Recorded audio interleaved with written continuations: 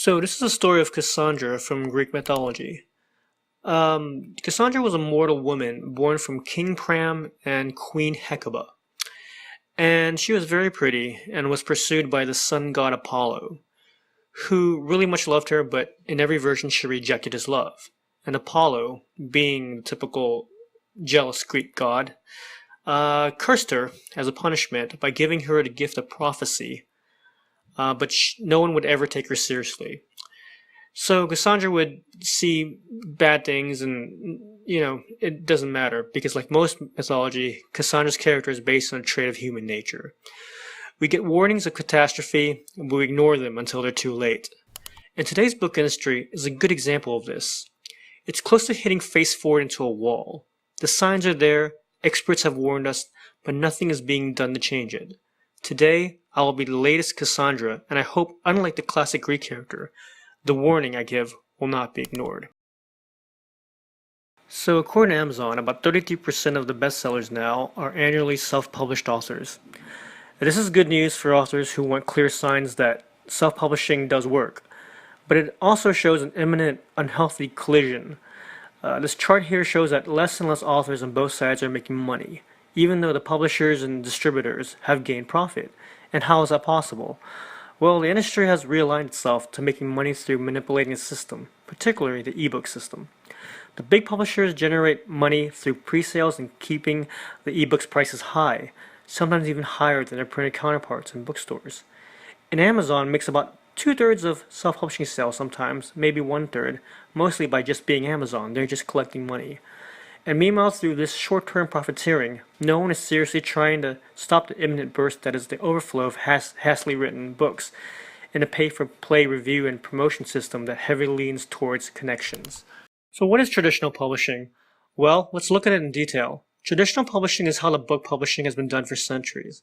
And at the top of this publishing Mount Olympus are the publishers, gods granting access to corporate media, widely read book reviews, and premium real estate to plant your book in the front of brick-and-mortar stores like Barnes & Nobles. And they've been for centuries the gatekeepers to what gets read.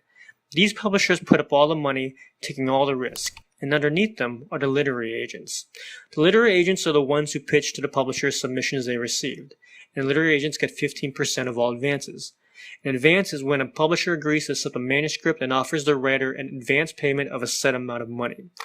The advance is usually determined by a combination of how many books are projected by the publisher to sell and how much of a big name is the author or topic. So most starting authors get an advance of somewhere around $5,000. So, for a writer to get published, they have to submit the story to an agent, and the agents average hundreds of thousands of submissions a year. Therefore, most agents don't bother to read the manuscripts. They read what writers submit as a query and determine their interest from there. And the chances of a writer getting accepted by an agent is almost like winning a lottery, since most agents barely look at the manuscripts. And the chances of the agent getting a publisher to even accept that pitch is like winning the lottery twice. And the chances of the published book making a lot of money is winning the lottery 100 times. So why do writers like traditional publishing? Well, most writers like to write and only write. They don't have to worry about establishing marketing, thinking about cover designs, editing, and sales. They just have to write, and when a writer makes a name for his or herself, it can be a very smooth ride because that's all they have to do. And traditional publishers have connections. Even small press traditional publishers have some sort of relationship with the press. They can get a writer to places that are well restricted, like radio shows and the TV circuit. They also have strong connections with prime real estate and bookstores. Every bookstore has areas where customers walk in and see certain books. These are usually given to connections with high-end publishers. To some writers, being accepted by the traditional publishing way is a badge of honor, so that's another strength of it. Most writers aren't published. To be published can be seen as being accepted by people with knowledge of good taste in literature, which leads to the next strength of traditional publishing, which is that traditional publishing houses offers editors who will change and groom the manuscript to something they deem a good read. Most published books are not written by one person but through a group of editors. The author is the face that sells that book. So for example, J.K. Rowling did not write Harry Potter, at least not the version we read from the novels. J.K. Rowling and a group of editors wrote that version. How much of that was J.K. Rowling and how much of that was a group of editors, we will never know. And for the weaknesses of traditional publishing, a small group of individuals determine what gets published. And because publishers put up all the financial risk, they are often very risk-averse. This means they follow trends, reject any kind of controversial topics, If you write about vampires falling in love with werewolves, your chances of getting published are greater than a story about police shootings. The agents usually don't pay close attention to the manuscripts. That's another weakness. They're so overwhelmed with submissions that they often will use an excuse to reject a query to make their job manageable.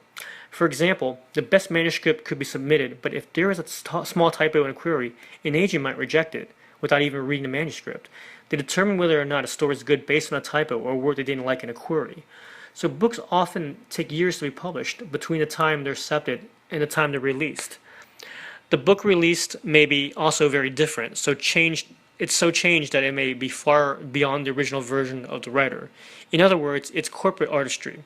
And finally, a weakness because the publishers count on 5% of the published books to be bestsellers. If the author is part of the 95% that doesn't make enough sales, the authors is still pushed to sell their own books, but they're ignored by the publisher.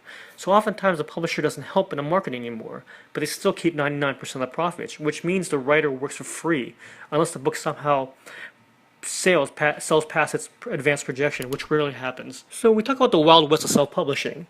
Now, self-publishing is not new. Self-publishing has existed for a long time, as long as traditional publishing. But for the longest time, it was given the not-so-flattering name of the vanity press. The general thought process was that one would have to be so vain that they would print their own books without the approval of publishers.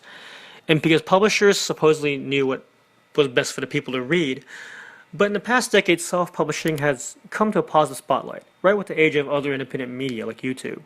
It was seen as a counter to what's been seen to as the public as mainstream corporate media gatekeeping the artistic creations. And self-publishing also coincided with the popularity of blogs, forums, and social media. So to be successful in self-publishing is now seen to be in tune with the spirit of entrepreneurship, like a small cafe in a corner fighting Starbucks, for example. But everyone starting doing it, and it was easy, and all one would need is a word processor and a lot of talent and determination to wring out the works they can sell off Kindle. So this modern version of self-publishing exploded almost overnight. And why do people love self-publishing? Well, it's obviously very convenient. You can write a book, convert it to EPUB format, get it launched online under 24 hours, and you start selling immediately online. You get full control and ownership of your story. No one tells you how to write your book.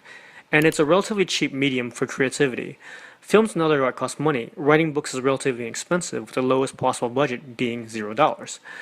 So self-publishers also generally make a lot more money than published authors because they keep a large chunk of their profits. They don't have to sell as much, but they make more.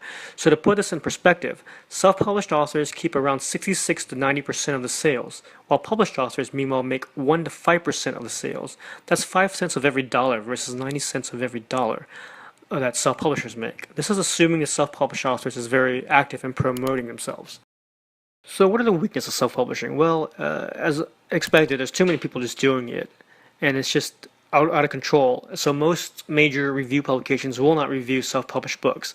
And the only places that really do reviews or pay for reviews like Kirkus, because there's no required quality control and check for self-published books. Many self-published authors do not do quality control. And another weakness is that marketing is entirely grassroots. There is no radio show or television appearance that will sell your book for you.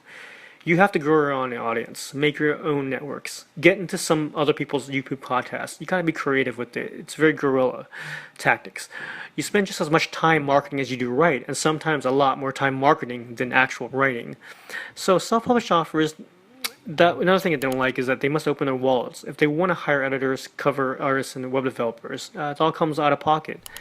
And finally, it can be very difficult to break into any of the top selling lists. So there's a problem of the current book publishing industry, a tug of war between artistic freedom and unregulated content, caught in the civil war of the writers, either because they're being ripped off by the traditional publishing industry, or their success is hinged by self-marketing over writing. Neither traditional or self-publishing is right, and when they both exist, it's merely two wrongs coexisting together. The quality and downfall will collapse upon itself if the industry continues in this direction, and a new overhaul is needed and inevitable. So what is this new overhaul? Well, the new overhaul is a new entity, and this new entity will take all the strengths of both traditional and self-publishing with none of the weaknesses. The new entity is designed to be profitable for direct contributors to the creative process as well as towards the entity itself. And a new entity is not a hierarchy, but a system of checks and balances. This new entity ensures readers will get quality works that doesn't compromise creative freedom from the writers. and to ensure that artistic freedom is among the highest priority. The financial risk should and ought to fall on the writers. As long as the writers pay their own way, they can write without compromise, and everything the writers pay should give them a bang for their buck.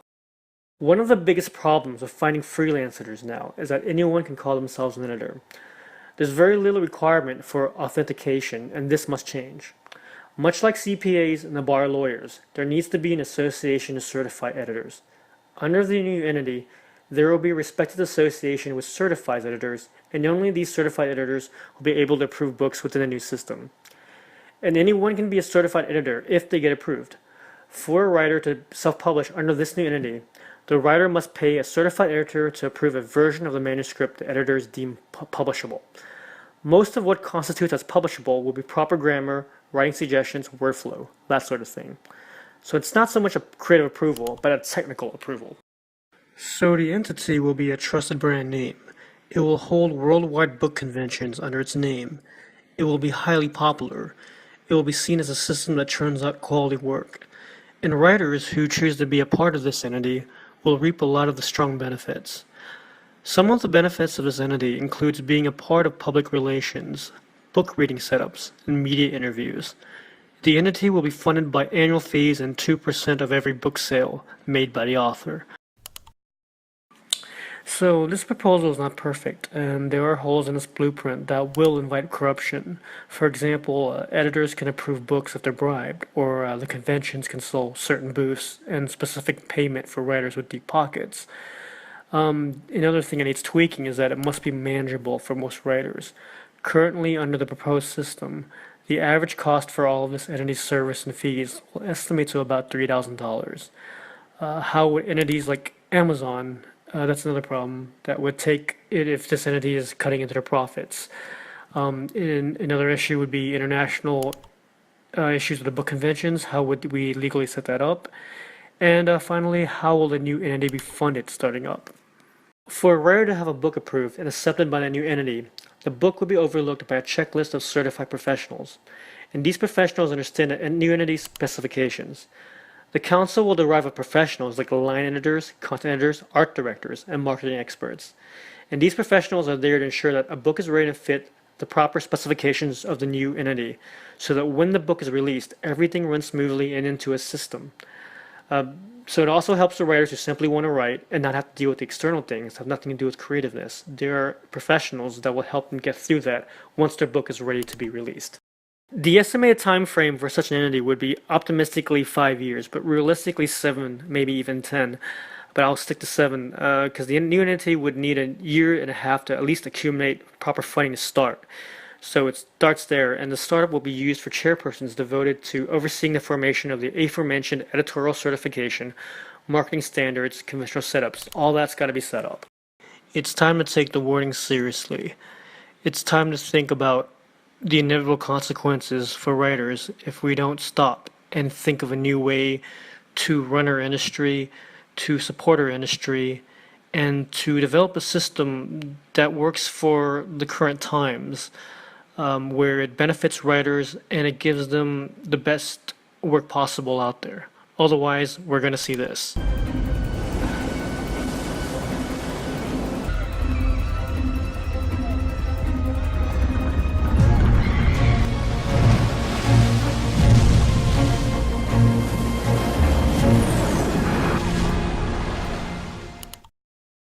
So thanks for your time, and obviously the proposed entity is at its infancy right now.